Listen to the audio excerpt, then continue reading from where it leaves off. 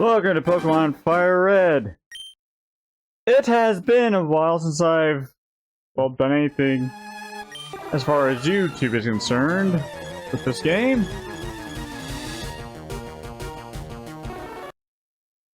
So, a few things. One, this is pretty much going to be what you're going to be watching this entire episode. Because I, again, do not like leaving series unfinished. For all two people who are actually going to be watching through the whole thing. And two, I quickly rediscovered the quickly restarts the game function. Which on the Game Boy Advance in this case is hitting start select A and B all at the same time. That has helped speed this up considerably. It's probably a little bit less annoying for from the folks on my friends list via Nintendo. So, just sit back and relax while I yammer on for however long, as I keep resetting to try and find a shiny Mewtwo. Or enough time will pass where I'd say screw it and just move on with life. Because I knew going into this it would take a while, but at some point I just quit keeping count how many times I've reset. I figured it would take so long that I didn't have any sort of recording going on.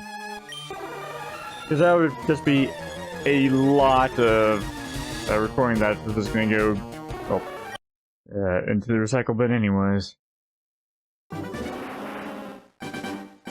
So,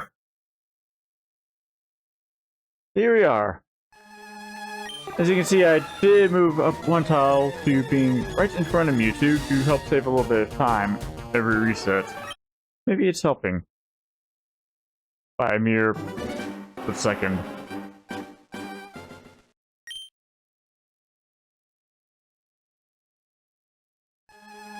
But I do also fear that I'll make my way back out of Cerulean Cave the hard way.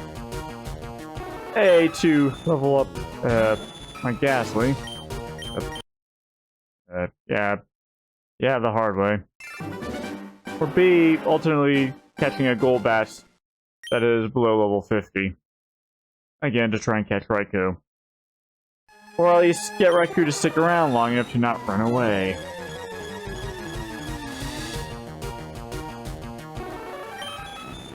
Probably a wee bit of a pipe dream there, but hey, you never know. It could work out. So that's the plan. And of course, even that's going to take a while.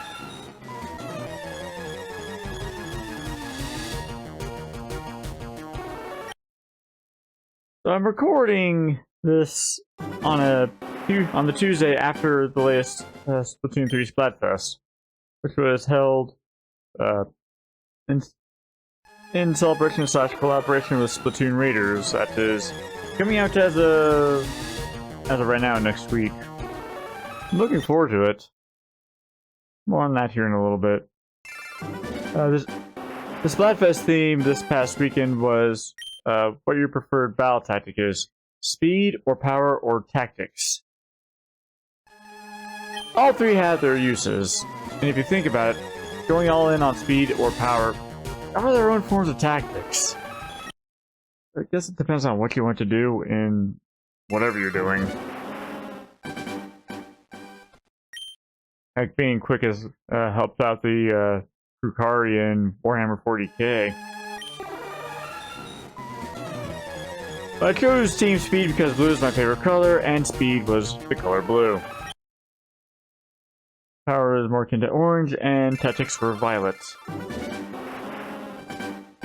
And I must have been the team's bad luck charm or something, because on the first day of the Splatfest, I averaged more wins than losses, but not by much.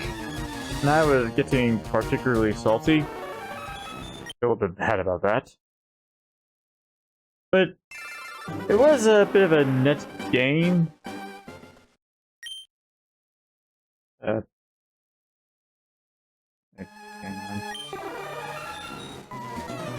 I'm using a wired controller, and that has a turbo function, and I think I unwittingly activated it. But that's not important right now. So Splatfest. First day I came out further ahead in Cloud between 1 or 2 10x battle wins, just by 1, maybe 2 10x losses, and a 100x win. I do not like those 10x or 100x battles. And the 333x battles, oh boy, I kind of dread having to fight in those. And it's all Turf Wars too. The one battle type that feels like it should be lower threat, lower stakes. That's the sole go in for fun PvP. But even normally, there's some hardcore people that play that mode and do nothing but play that mode. So naturally, Splatfest only use Turf Wars. Although during the last 24 hours, the Tricolor battles is active. Those are a bit more fun.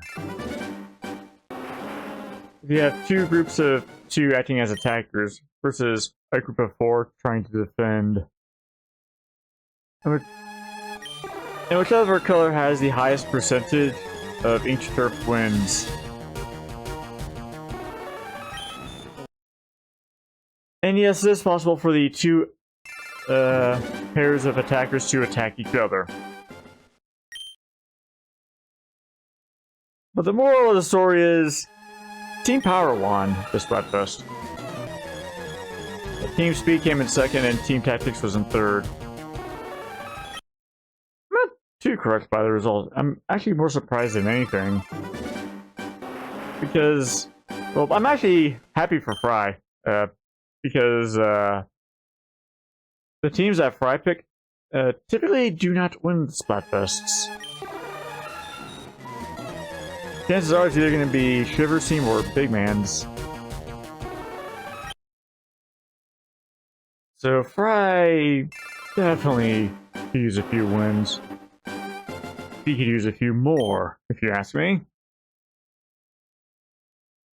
I guess we'll see in the future what Nintendo has in store for us.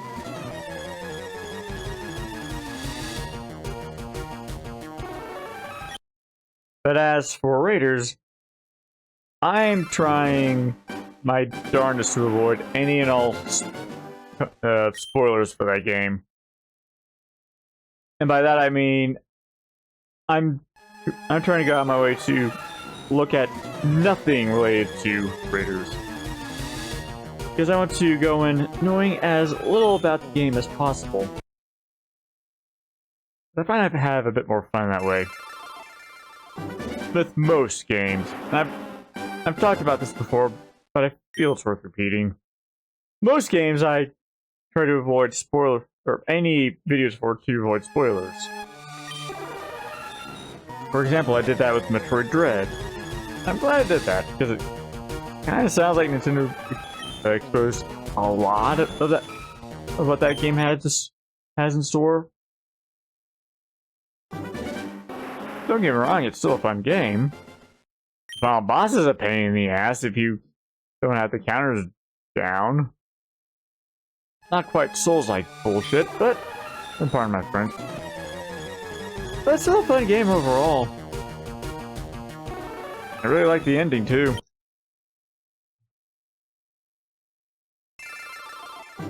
But the 2 game series that I am actually willing to be spoiled on are Pokémon and Super Smash Bros. And again, I've talked about this before. But on the off chance someone's watching and they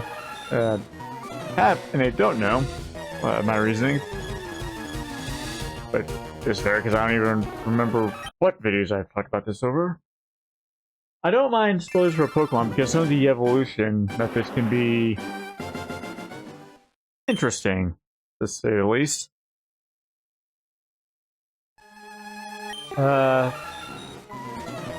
I believe it's in K and X and Y, where once they're level 20, you have to level them up while holding your DS system upside down. Or the 3DS? Yeah, it's 3DS. You have to hold the 3DS upside down when they level up in order for them to evolve. I didn't know that, so I had I think around level 3-ish before I finally looked it up, and was not thrilled to see what I had to do. And that's just for Pokemon that can evolve. There are some Pokemon that can't, or cannot yet. I remember in the original Silver when I caught a Mischievous, and I leveled her up as part of my team for a while, because something told me that she could evolve. Not until Gen 4, apparently. Thankfully, that project didn't exactly last long for a couple of reasons, really, but... well, it's still annoying. And I don't exactly have the time to try literally everything with literally every Pokemon to see what works and see what doesn't. Again, for several reasons. So I don't mind looking up guides and walkthroughs for those, for Pokemon evolutions. And for the Super Smash Bros. Series, I don't mind spoilers, mainly due to the fighter roster, you know? When I believe it was Brawl coming out, yes, it was Brawl on the Wii. When that was coming out, a buddy of mine and I would hop onto a computer every day, check online to see what news there would be. And it was kind of exciting to see what was going to be available.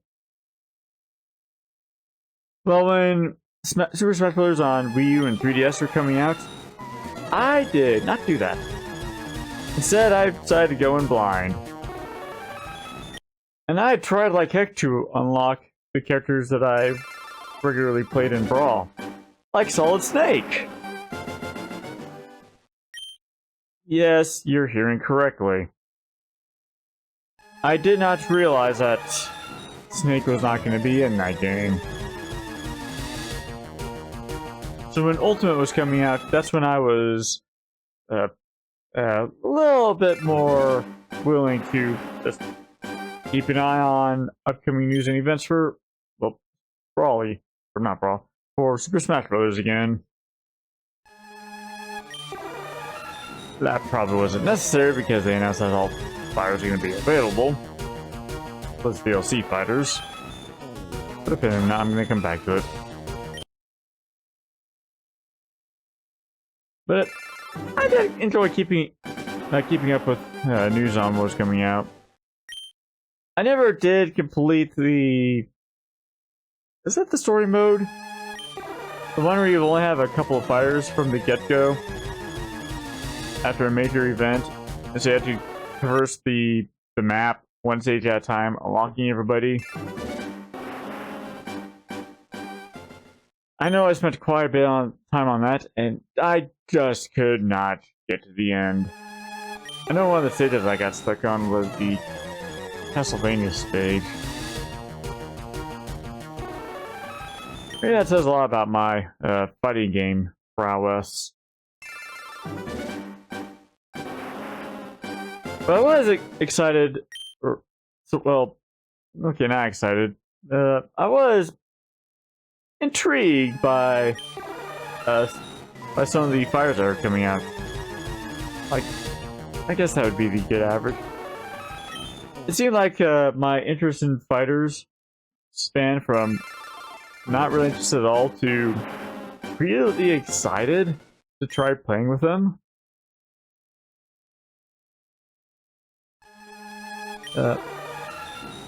Yeah, I tried playing with Banjo-Kazooie for a good while in that.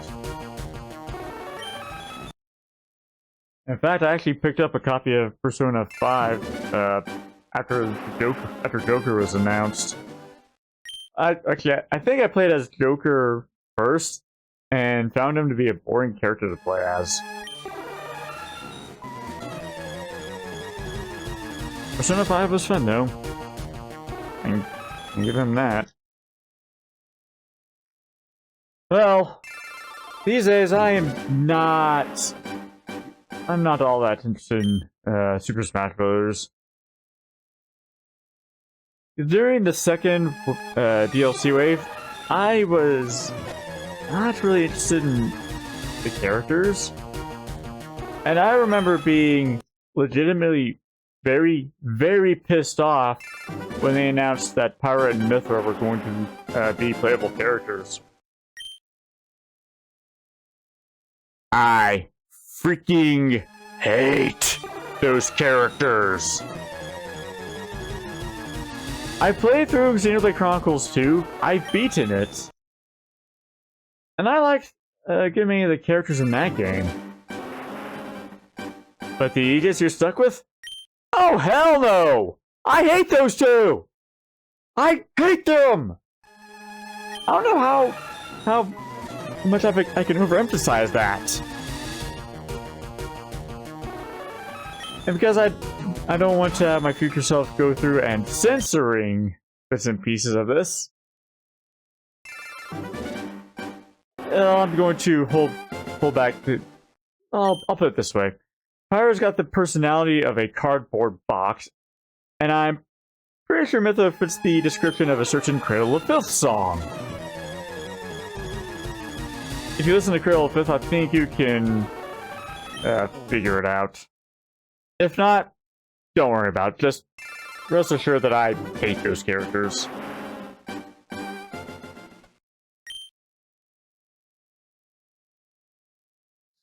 So I have been playing other games in the meantime as well. Still chipping away at Star Fox. I've actually unlocked the expert difficulty, and boy is that kicking my butt. And there's nothing quite eye-opening like seeing how often you run into crap. Because in the expert difficulty, if you run into something, you automatically lose a wing. That's fun. They don't call it expert for nothing, I guess. Still a fun game though. Obviously, I'm still playing Splatoon 3. And I need to get around to playing more Anarchy.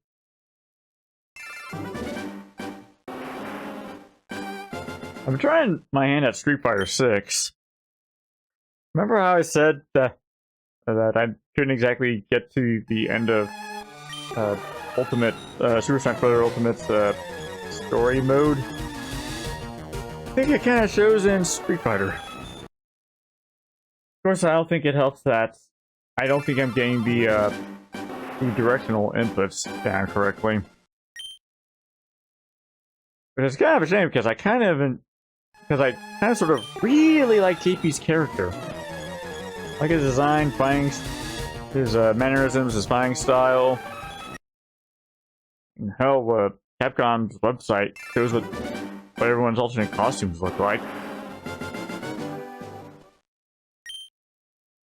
I like the story mode though, so that's something. I haven't played Me and the Holler in a while. But I think that's because I'm closing out on endgame, and the boss I'm stuck on right now is complete bullcrap, in my opinion. Or maybe I'm just not prepared.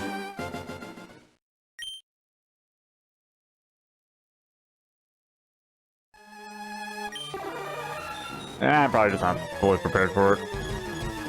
Might need to go back to the game itself and collect more trinkets to see what will work out.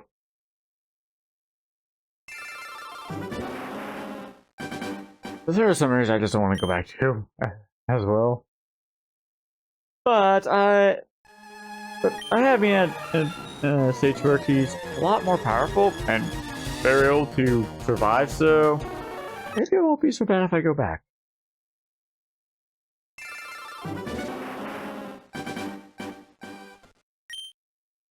Then there's Phantasy Star Online Blue Burst. Yes, Blue Burst. For anyone who remembers seeing that, decades ago.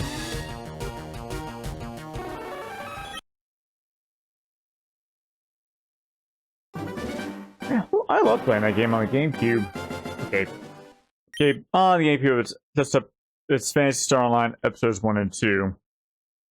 Blue Burst was a PC only. Okay, I'm 99% certain it was PC only. That had everything from 1 and 2, but included an Episode 4.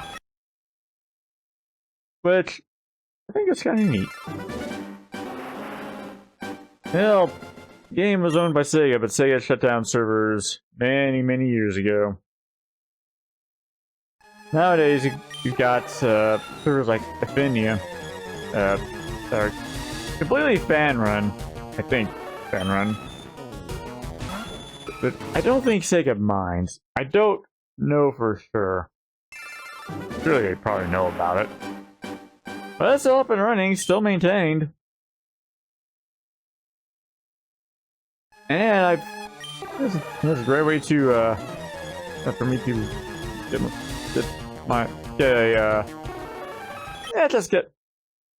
a fix for that game, you know? There's something about being able to visit Regal and just wail on monsters. I find it to be a bit stress relieving. For the most part, I've got a Humar that I need to get Sino Red's arms for. But they're only an ultimate difficulty. And they pack a punch against a Humar who's less than level 130. So I came up with an idea to try and find better equipment for him, which right now currently involves grinding out a rare monster in episode 4 on very hard. It only appears 0.2% of the time, and they only have a 50% chance of dropping the item I need. Does that sound like fun? Stress relief! It's not exactly exciting stuff to see someone live stream, it turns out. Because I tried streaming that on Sunday and, well, only had one regular show up. And I'm not salty about that. In fact, I really have no desire to monetize any of my stuff, at least for now. Because I just want to keep doing this for fun. Plus, I'm not putting that much effort into content creation. I don't consider myself creative enough to just come up with, or try to come up with unique things to put on YouTube. I do have a couple of ideas of what I could do, but I just don't really have the time. Between all the games I want to play and keep playing, and I'm still doing online college, so I can't say I am closing in on being done with school. At least for my bachelor's. Yeah, doing one class at a time per semester kinda slow rolls it. But it's better than overloading oneself with work and schoolwork and having to juggle assignments from different classes and just burning oneself out. I say realizing that the person/persons watching this might be doing that themselves or going through to a traditional in-person school.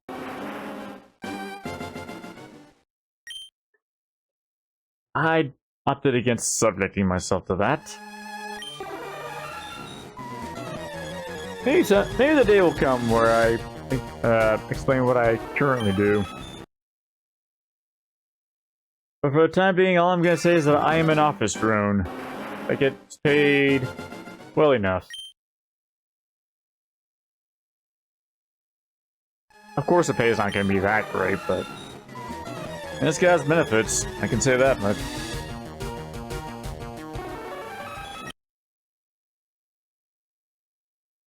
And of course I still need to keep up with my own physical health.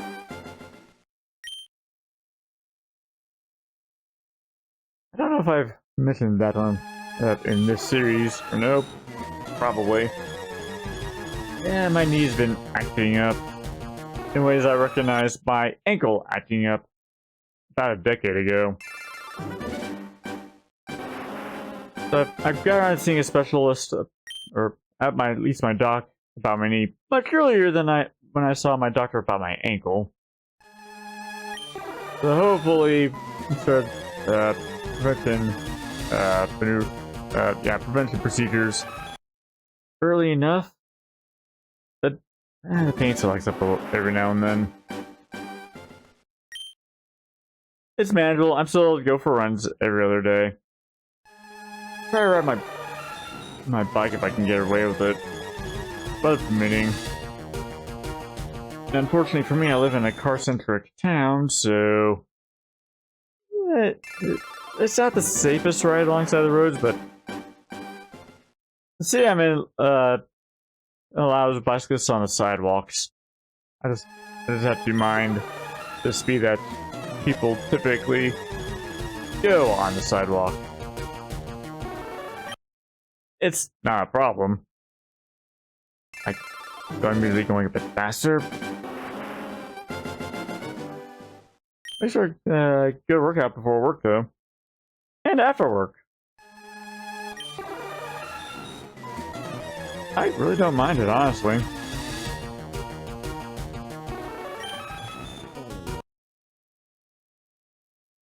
Yeah, this is getting a bit ridiculous.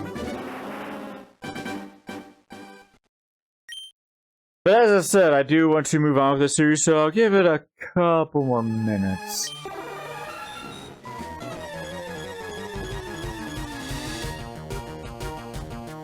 Well, I guess to circle back on Splatoon Raiders, I do plan on streaming that.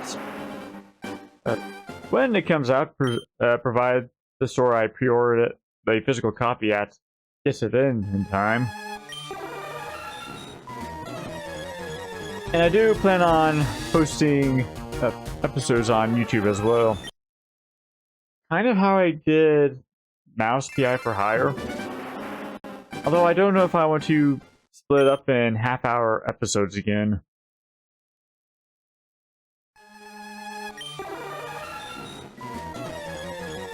And I also don't know if I'm going to be able to do any sort of silly naming conventions for Raiders like I did with Mouse PI for Hire. Because ending every episode name in black and white was a funny idea in my head. More fun than funny, admittedly. I'm not entirely sure how well that went over with folks. There's not any comments about it.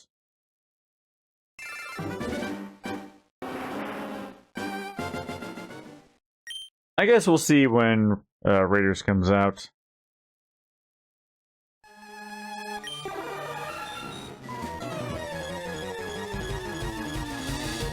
Let's give this 5 more attempts.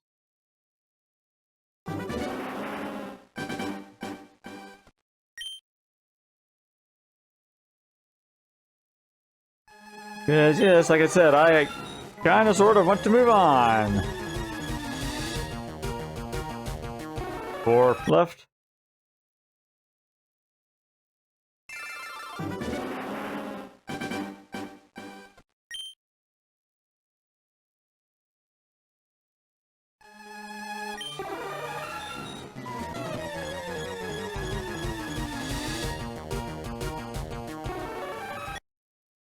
Three left. I think next episode I'll make our way back through Cerulean Cave and let you watch. So I can either, like I said, either turn up the gasoline in the party, or catch the appropriate level gold bat to reset the flow.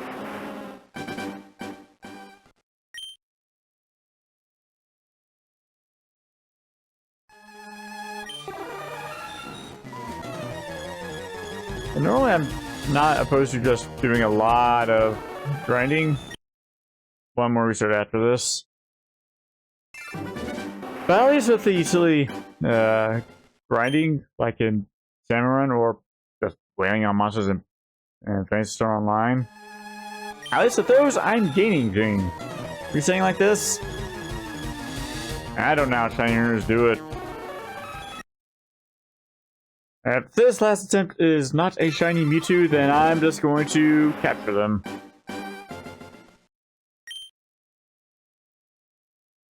I don't remember what I named Mewtwo before resetting, so I'll be coming up with a new nickname, probably, maybe. Well, no shiny for us. I made every effort to try.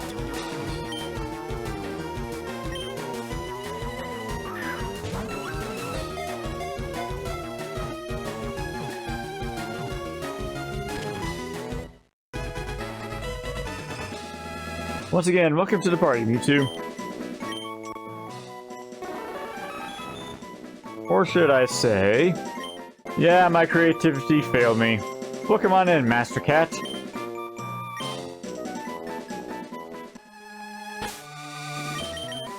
Wrong one. To show that I am done with this resetting.